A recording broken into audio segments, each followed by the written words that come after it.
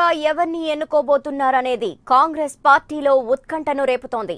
బట్టి విక్రమార్కను సీఎల్పీ నేతగా ఎన్నుకునే అవకాశం ఉందని ప్రచారం జరుగుతూ ఉండగా, మరోవైపు మాజీ హోంమంత్రి సబితా రెడ్డి కూడా ఎంపికయ్యే అవకాశాలు కనిపిస్తున్నాయి. మహేశ్వరం నుంచి సబితా ఇంద్రారెడ్డి గెలుపొందారు. సీఎల్పీ నేతగా పలువురు పోటీ పడుతున్నా సబితారెడ్డికి మొగ్గు చూపే అవకాశాలు కనిపిస్తున్నాయి.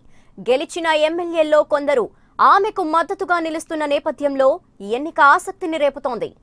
ఇక సీఎల్పీ నేతగా ఎవరిని ఎన్నుకుంటారు అనే విషయంపై మరిన్ని డీటెయిల్స్ మా ప్రతినిధి కృష్ణవేణి అందిస్తారు. కృష్ణవేణి, ఎవరి వైపు కాంగ్రెస్ సీఎల్పీ నేతగా ఎన్నుకునే అవకాశం ఎక్కువగా కనిపిస్తుంది?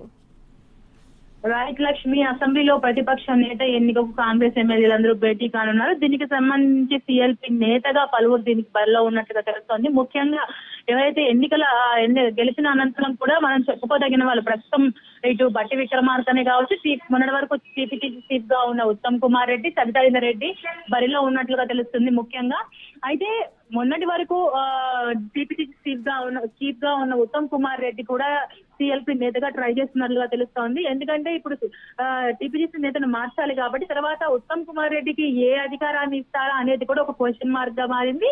ఈ నేపథ్యంలోనే ఆయన్ను సీఎల్పీ నేతగా చేస్తారా అనే దాని మీద కూడా ఒక వాదన జరుగుతోంది. ఇటు బట్టి విక్రమార్కం చేసుకుంటే మొన్నటి వరకు ఆయన వర్కింగ్ ప్రెసిడెంట్ గా ప్రచార కమిటీ ప్రెసిడెంట్ గా పనిచేశారు.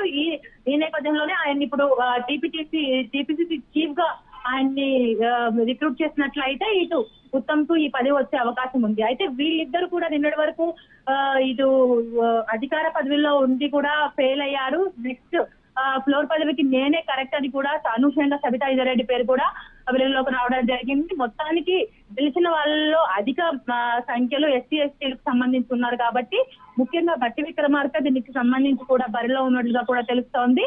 ఈ రోజు ఎమ్మెల్యేలతో సమావేశం ఉంటుంది. దీనికి సంబంధించి కూడా వాళ్ళు ఎవరి వైపు మొగ్గు చూపుతారనే దాని మీద సర్వత్రా ఉత్కంఠ నెలకొందని చెప్పొచ్చు. Thank you Krishnaveni.